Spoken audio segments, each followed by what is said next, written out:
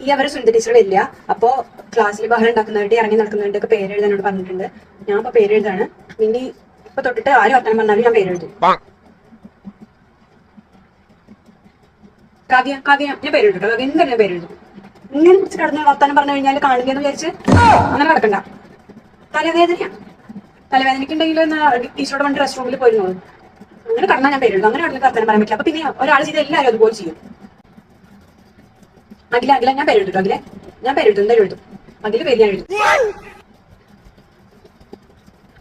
അഖില പേര് എഴുതിയും കേട്ടോ. പറ്റില്ല. വെള്ളം തരട്ടെന്ന് ചോദിച്ചതോ? വെള്ളം തരട്ടെന്ന് ചോദിക്കണമെങ്കിൽ എന്റെ അടുത്ത് പറയണം. അപ്പൊ ഞാൻ അവരുടെ അടുത്ത് ചോദിക്കും. അപ്പൊ അവര് വെള്ളം തരും. അല്ലാതെ അവരെ വിളിച്ച് വെള്ളം തരാൻ വേണ്ടിട്ട് പറഞ്ഞു കഴിഞ്ഞാൽ ഞാൻ പേര് എഴുതും. എന്റെ അടുത്ത് പറഞ്ഞാൽ മതി.